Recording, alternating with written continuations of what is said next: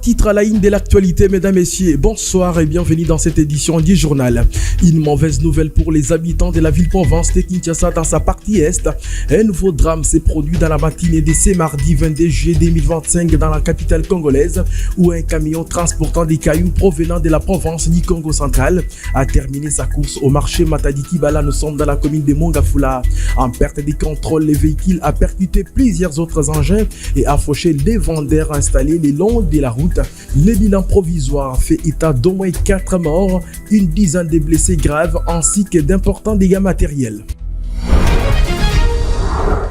Ayant pris part aux discussions entre les gouvernements congolais et les rebelles de la FC M23 à Doha, dans l'état du Qatar, le patron de la territoriale, Jacques Chabani, a éclairé la lanterne de l'opinion sur la question de la restauration de l'autorité de l'État telle qu'inscrite dans la déclaration des principes signée le week-end dernier. Et pour Jacques Chabani, seul l'accord de paix va détailler et décliner le processus de la restauration de l'autorité de l'État dans les zones sous occupation par la rébellion de la FC M23. Alors que la déclaration de principe a été signée il y a au moins une semaine, axée également sur le cessez-le-feu entre les deux parties, c'est-à-dire Kinshasa et l'AFC M23, et cette disposition n'est pas respectée sur le terrain. Et ce mardi, et certaines localités sont passées sous contrôle de la rébellion de l'AFC M23. Nous sommes bien sûr dans les territoires des Massissi. C'est tout pour les titres, mesdames, messieurs. Bienvenue dans cette édition du journal. Alors, je l'ai bien sûr annoncé au titre, le patron de la territoriale, Jacques Chabani, a été présent, bien sûr, à Doha, au Qatar, comme l'un des envoyés de Kinshasa et des retours de la capitale congolaise.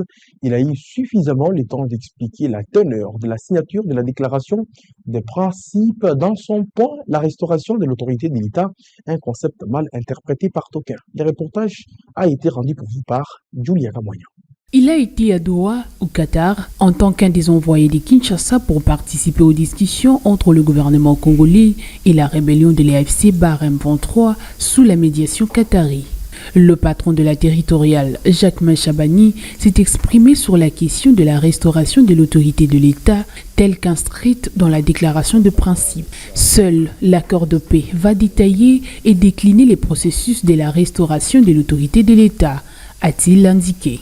Il va falloir redéployer toute cette administration et principalement avec l'attribut de la force publique qui est la police nationale congolaise. Et tout ça doit faire l'objet d'un processus qui va demander à ce que certaines dispositions et mécanismes soient pris. Et il faut implémenter tout cela. Et l'accord de paix va détailler, décliner le processus. Le VPM Chabani a mis un accent particulier sur l'échange des prisonniers entre Kinshasa et l'AFC M23 dans le cadre des mesures de confiance. Il pourra s'agir par exemple de la libération de prisonniers de part et d'autre. Nous savons par exemple que nous avons des vaillants FARDC et même certains de nos concitoyens civils, acteurs responsables de l'administration publique, acteurs politiques et même défenseurs de droits de l'homme qui se trouvent dans des conditions de détention. Il ne suffit pas d'identifier les causes profondes, il faut mettre fin à celles-ci. Pour mettre fin à ce cycle d'insécurité qui se répète, nous analyserons ensemble toutes ces causes-là, et nous sommes déjà en train de les analyser.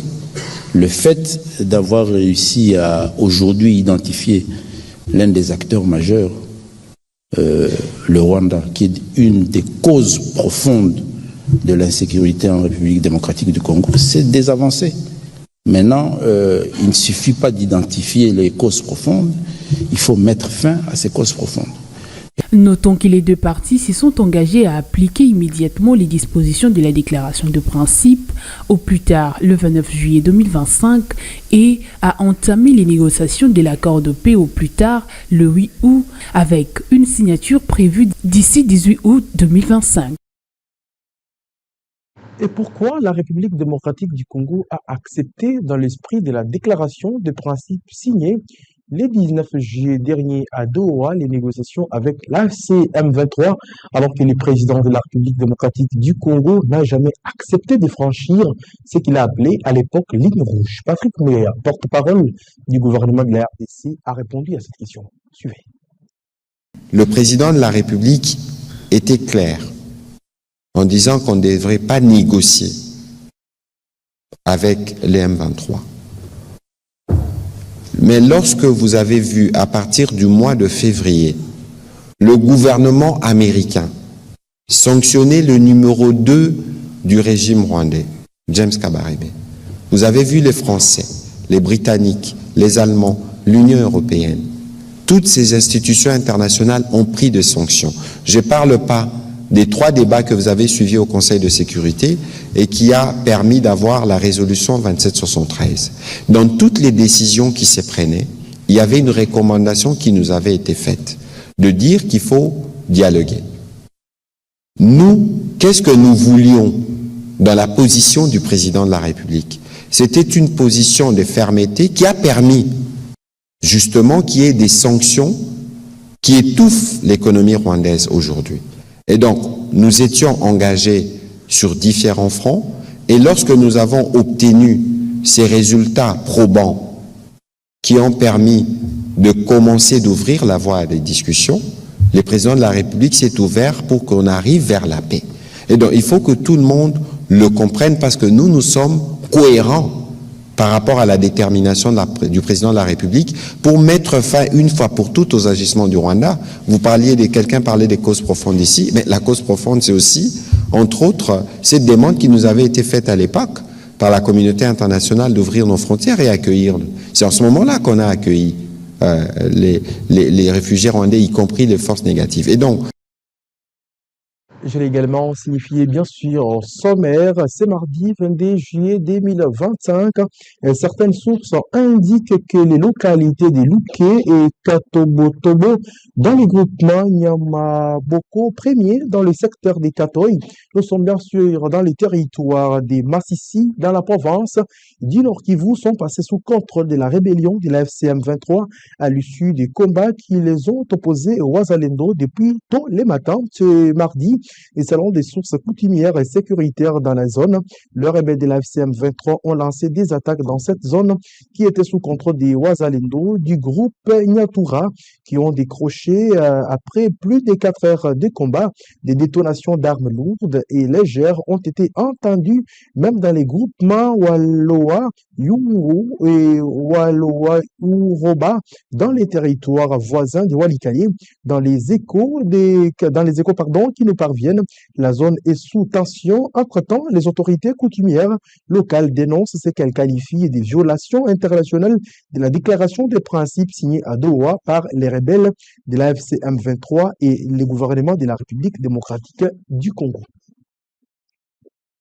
Nous restons dans la partie orientale de la République démocratique du Congo pour vous dire, quelques jours après la signature de la déclaration de principe entre le gouvernement congolais et la rébellion de la FCM 23, la réalité sur le terrain est tout autre.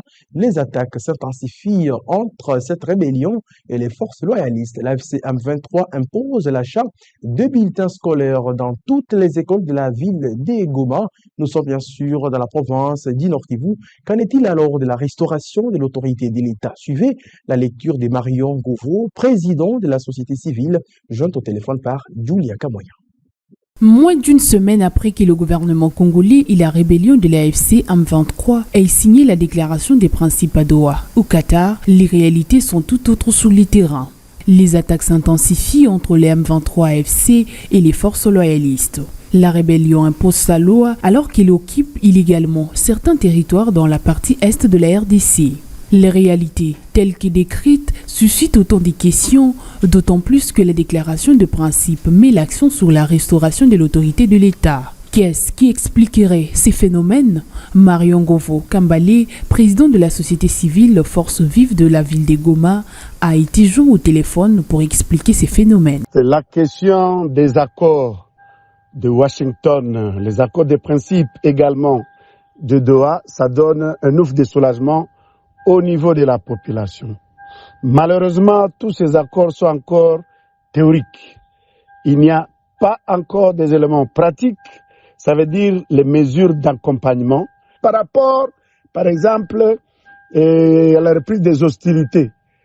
Beaucoup d'accords ont été souvent signés mais ne sont pas respectés. Selon cet acteur de la société civile, l'imposition par les autorités de la rébellion AFC M23 obligeant l'achat des bulletins scolaires de l'année 2024-2025 dans toutes les écoles des Goma est causée par la lenteur et la négligence avec lesquelles le gouvernement central travaille à déployer les matériels éducatifs dans les provinces sous occupation. Nationale. Nous avons toujours dit à la société civile qu'il y ait une décentralisation, qu'on donne le format au niveau provincial et que toutes les erreurs, par exemple, qui arrivent lors de la frappe des bulletins, la qualité, n'est-ce pas, du format, n'est-ce pas, et aussi, il y a toujours une certaine négligence quant au respect des cotations annuelles selon les degrés. Il convient de noter que le point lié à la restauration de l'autorité de l'État dans les zones sous occupation par l'AFC M23 est diversement interprété par les signataires de la déclaration des principes à Doha. De retour dans la capitale congolaise en séjour, bien sûr, à Kinshasa, dans le cadre de leur mission des facilitations pour la paix entre la RDC et les Rwandais. Les co-facilitateurs de l'Union africaine, Catherine et Samba Panza et Saléoïk Z, ont tenu bien sûr une rencontre d'échange avec des organisations de la société civile et des autorités coutumières congolaises. C'était bien sûr lundi dernier. L'objectif de cette consultation, recueillir les objectifs, plutôt les préoccupations, les propositions et les attentes des composantes locales afin de nourrir une médiation inclusive fondée sur les réalités du terrain. Regardez. Dans le cadre des consultations lancées par le médiateur de l'Union africaine pour la paix en République démocratique du Congo, plusieurs organisations de la société civile et représentants d'autorités coutumières conduits par Sa Majesté Fumudi Fima ont échangé ce week-end avec les envoyés spéciaux de l'Union africaine. Les discussions ont été franches et constructives. Les participants ont exprimé un besoin urgent d'une médiation africaine cohérente, inclusive et respectueuse des droits et de la souveraineté du peuple congolais dans un contexte de superposition des crises sécuritaires à l'est de la République. Fumudi Fima a salué cette initiative, insistant sur le fait que le peuple congolais doit retrouver la paix sur toutes ses frontières.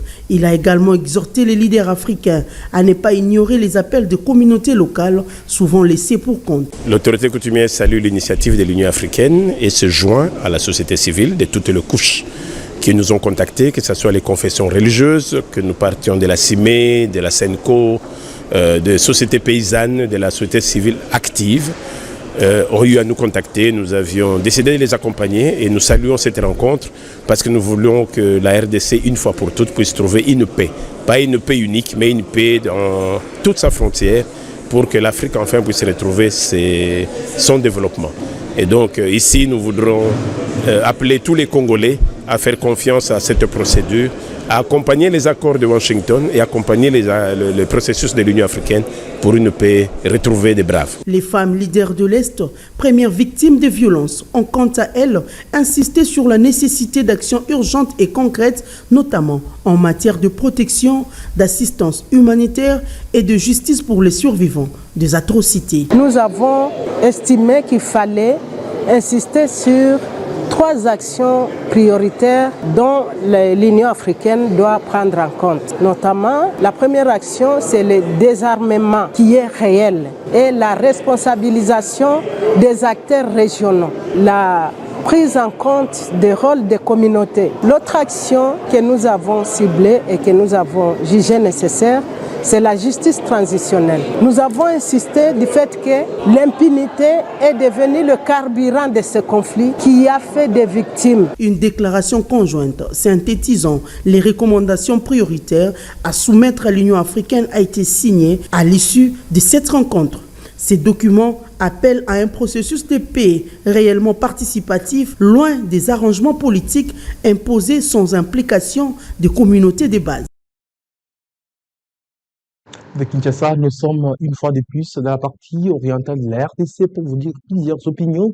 À Bougnan, regrette les différents foyers de tension qui secouent actuellement les territoires des Djougou pour nombrer les différentes attaques menées dans les entités des Iga, Barrières, Lopa, Nizi et environ sont inacceptables.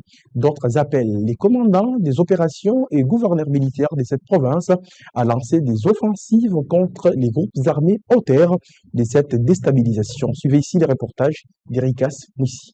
Mardi 22 juillet 2025, Bunia, chef-lieu de la province de l'Ituri, s'est réveillé. Sous son climat habituel, celui de la tranquillité et de la bonne humeur. Les diverses tentatives d'attaque menées dans la zone de Lopa et environ par la CRP de Thomas Lubanga, un mépris de la justice, sont condamnés par ses compatriotes. Nous ne voulons pas de ces histoires. On a seulement besoin de la paix. Même ceux qui sont à Lopa sont des personnes comme nous. Nous n'avons que besoin de la paix.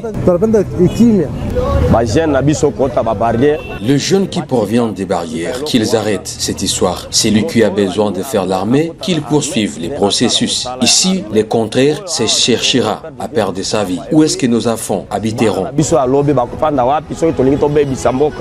Revenir à la case de départ, celle de la violence, est inacceptable, disaient ces femmes ituriennes. Que ceux qui se battent là-bas arrêtent pour que les gens travaillent tranquillement. On n'a pas besoin de la guerre, mais de la paix.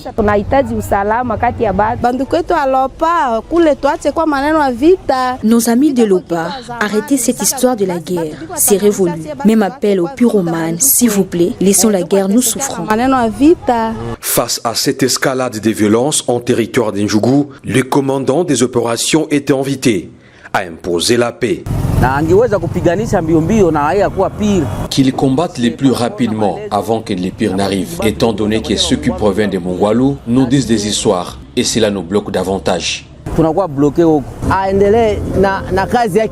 Qu'il poursuive avec son travail, car c'est intéressant par rapport à la sécurité. En tout cas, nous sommes satisfaits. Malheureusement, ce sont les enfants de l'Ituri qui déstabilisent encore. Nous n'avons que besoin de la paix. Actuellement, les forces armées de la République démocratique du Congo, sous les commandements du lieutenant-général Luboyanka Chamadjoni, gouverneur militaire, combattent la milice CRP de Thomas Lubanga allié au M23 dans les territoires d'Ndjougou. Après les offensives foudroyantes zérobistes, un climat de paix s'installe lentement et sûrement à la grande satisfaction de la population, témoin de l'élan de développement et de la stabilité qui embrasse la province depuis plus de 4 ans. De retour dans la capitale pour dire que l'ancien ministre de la Justice, Constant Mutamba, doit comparaître ce mercredi 23 juillet devant la Cour de cassation à Kinshasa. Et cette audience fait suite à celle du 9 juillet dernier, reportée après les réquisitoires du ministère public qui l'accuse d'un présumé détournement des fonds publics. Suivez ici les commentaires signés et rendus par Guillaume. L'ancien ministre de la Justice, Constant Mutamba, comparaît de nouveau ce mercredi 23 juillet 2025 à 10h devant la Cour de cassation de la République démocratique du Congo. Il est poursuivi pour un présumé détournement des deniers publics dans une affaire qui suscite une attention particulière de l'opinion publique et des acteurs de la société civile. Cette audience intervient après le report de celle du 9 juillet, au cours de laquelle le ministère public avait présenté un réquisitoire sévère accusant l'ancien ministre d'avoir détourné des fonds publics pendant son passage à la tête du ministère de la Justice. Bien qu'ayant comparé en personne ces jours-là, Constant Mutamba était arrivé en retard à la salle d'audience. Ses avocats avaient plaidé pour un report, estimant ne pas disposer suffisamment du temps pour préparer la défense de leurs clients. L'ancien ministre, également figure politique influente, clame son innocence et dénonce ce qu'il considère comme une instrumentalisation de la justice à des fins politiques. De son côté, le parquet affirme disposer de preuves irréfutables pour établir les responsabilités de Mutamba dans la gestion opaque des ressources publiques. Des observateurs indépendants estiment que cette affaire constitue un test pour l'indépendance de la justice congolaise. Dans un contexte où les les institutions judiciaires sont souvent critiquées pour leur manque d'impartialité ou de rigueur dans la poursuite visant ces mercredi, tous les regards seront tournés vers la Cour de cassation. Le pays retient son souffle dans l'attente du sort qui sera réservé à celui qui fut l'un des piliers du système judiciaire dans le gouvernement souminois. L'issue de ces procès pourrait impacter la dynamique politique actuelle. D'autant plus que Mutamba reste actif sur la scène politique nationale. Une condamnation aurait des répercussions tant judiciaires que symboliques. Une relaxe, elle, renforcerait sa posture de victime d'un acharnement politique.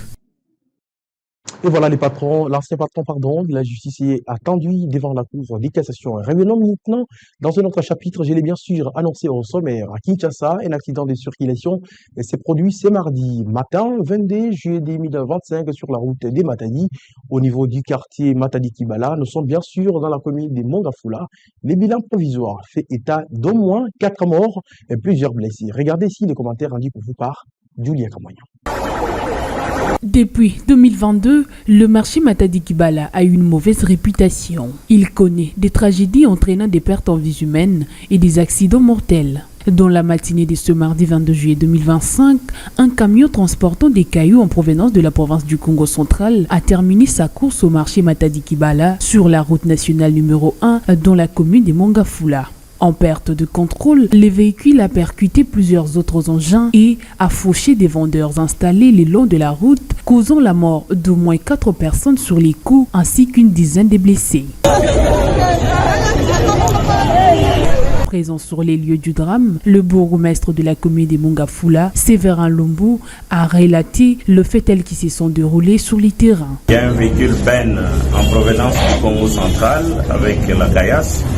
Je pense que c'est 30 tonnes de marque chinoise qui a percuté sur son passage plusieurs véhicules et a fini sa course à l'intérieur du camp EPEM. Vous savez que le marché Matadi-Kibala a été délocalisé au camp EPEM et de là, 4 citoyens ont perdu la vie et une dizaine de blessés. Le tronçon de Matadi-Kibala est connu pour son activité commerciale intense. Séverin Lombo appelle les agents de sécurité à bien travailler en mettant de l'ordre dans leur secteur. Aux agents de sécurité ou de l'ordre, ils doivent continuer à bien travailler, en commençant par la police de circulation routière, parce que la route nationale numéro 1 n'est pas une rue. Et le comportement doit être différent des comportements des gens qui vivent à l'intérieur de nos quartiers. Alors que le gouvernement s'efforce de déloger tous ceux qui habitent sur les emprises publiques, ces nouveaux drames mettent une fois de plus en lumière les risques liés à l'occupation anarchique de routes. Et dans un autre chapitre, la tension monte entre les gouverneurs de la propre ville Kinshasa, Daniel Bumba, et les bourgmestres de la commune de Kinshasa concernant la désignation de l'administrateur du marché Itaga. En conséquence, les vendeurs de ces marchés ont été victimes des casses de l'air étal à la suite d'une décision de l'autorité urbaine. Devant les micros de Bossolo Télévision, les vendeurs ainsi que d'autres acteurs ont tiré la sonnette d'alarme. Bosco Kabamba et Jérôme Luzolo pour les commentaires, mais rendu par Guillaume. Les vendeurs du marché Itaga sont victimes du conflit existant entre le chef de l'exécutif provincial, Daniel Bumba, et les bourgmestres de la commune de Kinshasa. Ces conflits tirent son origine des intérêts du parti présidentiel IDPS concernant la gestion de ces marchés. Réagissant à cette affaire, Guy-André Chimanga, conseiller communal de cette municipalité, fustige l'attitude du gouverneur de province qui demeure l'acteur principal de ces conflits. C'est dans les prérogatives du bourgmestre de nommer l'administrateur du marché. Cette décision date du mois de février dernier. C'est le mercredi dernier que nous avons assisté à la remise et reprise avec le candidat de l'IDPS, car le bourgmestre est également de l'IDPS. Mais ensuite, nous avons vu Daniel Bumba venir imposer son homme à la tête de ce marché. Tout ce monde est victime du dictat de Bumba. De son côté, Donna Lokala, président national de vendeurs assimilés, demande à l'autorité urbaine de respecter les textes légaux. Nous avions un cadre permanent de concertation. Malheureusement, nous avons été étonnés de voir l'autorité recruter des Cheguet et des Koulouna pour venir casser des étalages la nuit. Ce n'est pas un marché pirate. Ces derniers est mentionné dans le décret 141 portant l'organisation et fonctionnement du marché Kato. S'il veut démolir, il doit d'abord abroger l'ancien arrêté. Étant donné que celui-ci existe encore, il est admissible de casser ces marchés. Mais content de cette situation, le vendeur occupant l'avenue Plateau déplore les actes de l'autorité qui ont eu pour effet la destruction de leurs étalages sans préavis. Nous irons où? Nous mangeons ici et nous subvenons aux besoins de nos familles grâce à ces marchés. Nous n'avons pas été avisés. Le grand marché est encore inachevé et on vient nous casser pour aller où? Bientôt, sur la rentrée scolaire. Laissez-nous le temps de nous organiser jusqu'au mois de décembre. Il convient de noter que les tensions persistent entre les autorités, bien que toutes soient de membres de l'UDPS.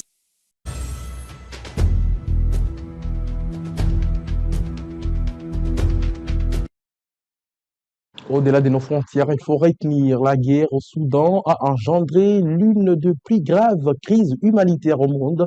Plus de 1,5 million de Soudanais avaient trouvé refuge en Égypte depuis le début du conflit en avril 2023. Mais lundi dernier, 21 juillet 2025, des centaines d'entre eux ont entamé un retour volontaire vers leur pays natal. Suivez ici cet élément d'Edouard Chama, mais rendu par Nadine Mayombe.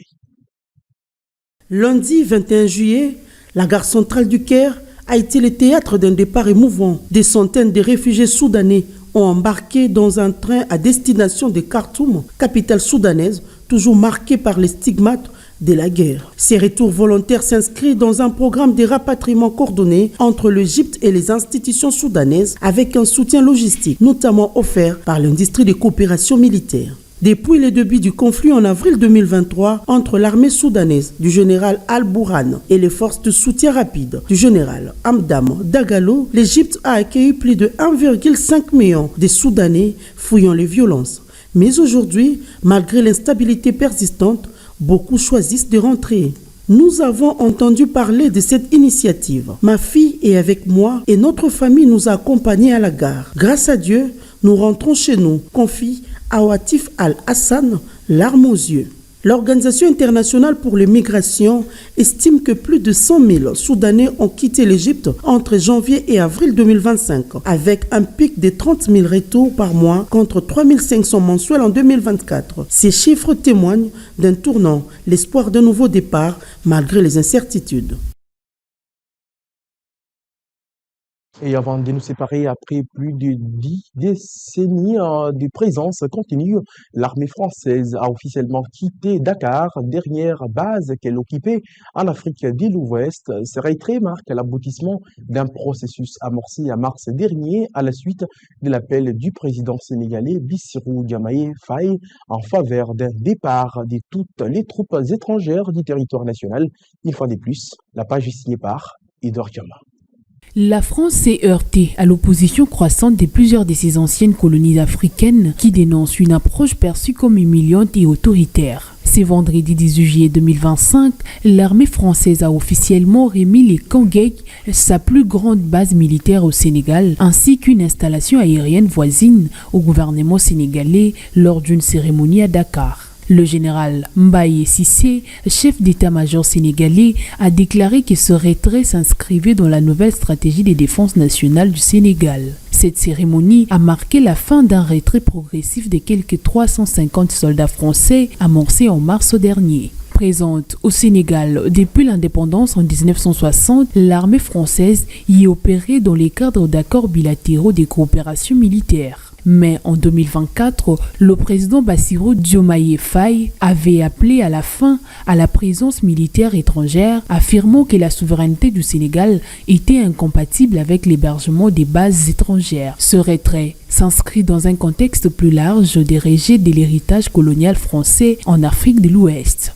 Face à cette dynamique, la France a annoncé la fermeture de toutes ses bases militaires permanentes en Afrique, à l'exception de celle de Djibouti qui accueille encore environ 1500 soldats. La France a déjà quitté ses bases militaires au Niger, au Mali, au Burkina Faso, au Tchad et en Côte d'Ivoire, alors que plusieurs de ces pays ont renforcé leurs relations sécuritaires avec la Russie. Si Paris met fin à sa présence permanente, certains militaires français restent toutefois dans la région dans un cadre réduit et redéfini. Un grand plaisir de vous l'avoir présenté. Cette édition a été coordonnée par Edouard Thiama. Mais si vous l'aviez apprécié sur le plan technique, c'est grâce à une forte équipe, bien sûr, composée d'Elidia Diandunda, Chrétien Gaïmé, tous sous la coordination d'Héritier Moutombo. Je vous dis au revoir.